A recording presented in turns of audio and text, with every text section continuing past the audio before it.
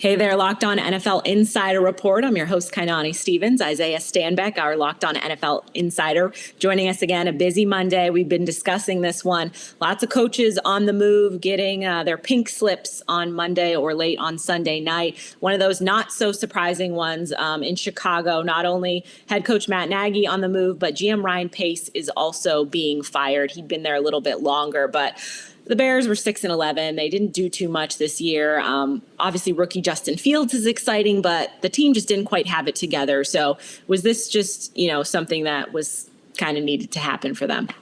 Absolutely. And you talked about pink slips. Well, somebody handed out 2 pink slips out there in Chicago, and obviously getting rid of Coach Matt Nagy and General Manager Ryan Pace. Matt Nagy has been there for the last 4 years and has accumulated a record of 34-33, over 500, but obviously not good enough for the Chicago Bears organization. Ryan Pace, on the other hand, has been there for a duration of 7 years. And over his 7 years, he has a record of 48-65 with a lot of very questionable moves in terms of his acquisitions to add to his roster.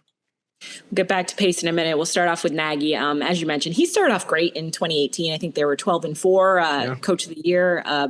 They looked great. What has happened since then? Is it just the player personnel? Is it being in that division with the Packers, which you're never going to do very well in, or what was it?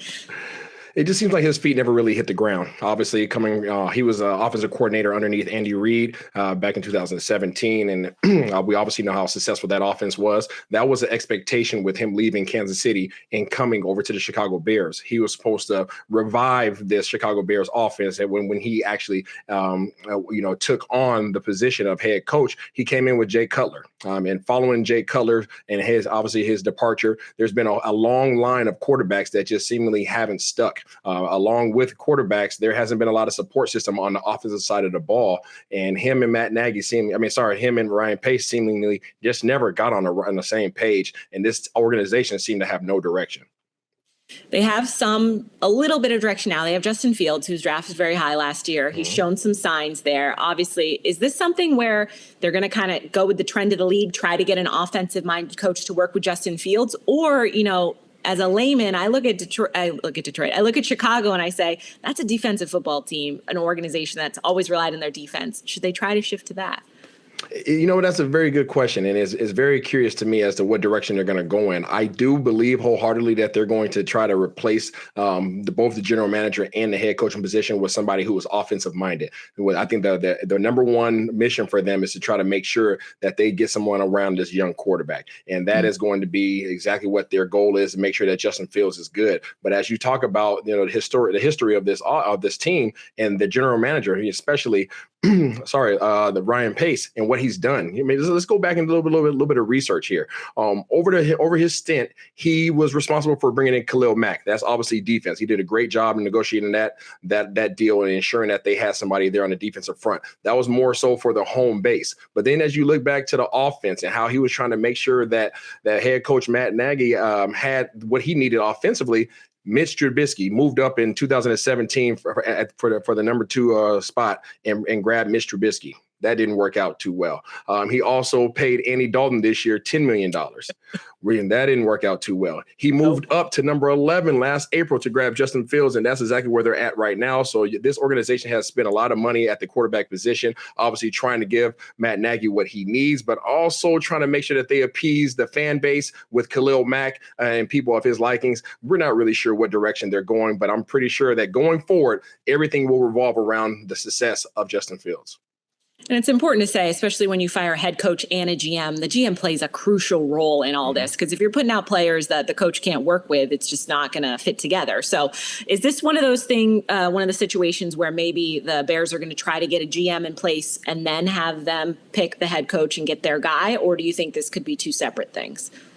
That all comes down to the ownership. If I were doing it, I would ensure that the general manager is in place first, and it's simply just because of the hierarchy. You don't want to have a head coach and then that head coach have to try to pair things up with the general manager. It should always come from a position of ownership, general manager, head coach. And that's the kind of the pecking order, the way in which things should go. And it's not the only way in which it could go, though. And it really just comes down to what they deem is best. But again, this general manager's number one task is going to be make sure that you fill this roster and position Justin Fields to be successful, and not only with the personnel, but also with the head coach that you bring in. It needs to be an offensive-minded coach who knows exactly how to develop young quarterbacks and position young athletic quarterbacks to be successful.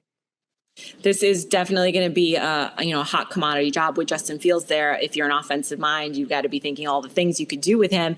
But there's some other good coaching candidates available right now. Maybe on the defensive side, Brian Flores, we'd mentioned, just got kicked out in Miami. Is there anybody right now that's maybe on your radar that might be a good fit?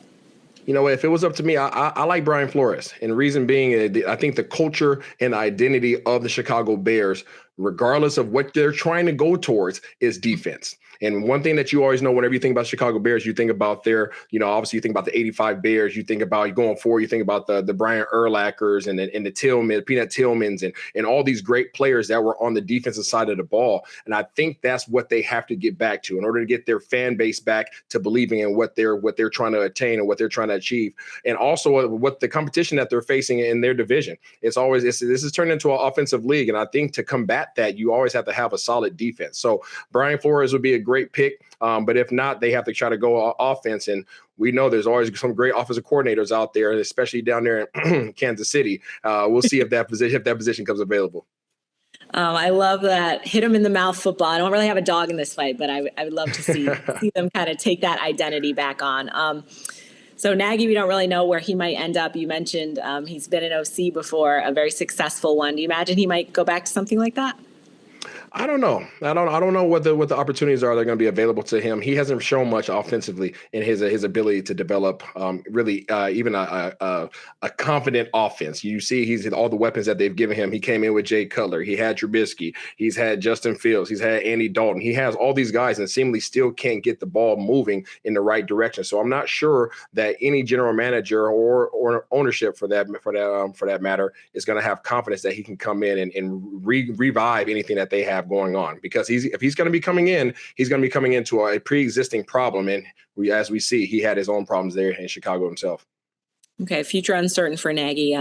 We'll see what the Bears end up doing in terms of GM and coach. That's going to do it for us today. That's Isaiah. I'm Kainani Stevens. Thank you for watching Locked On NFL.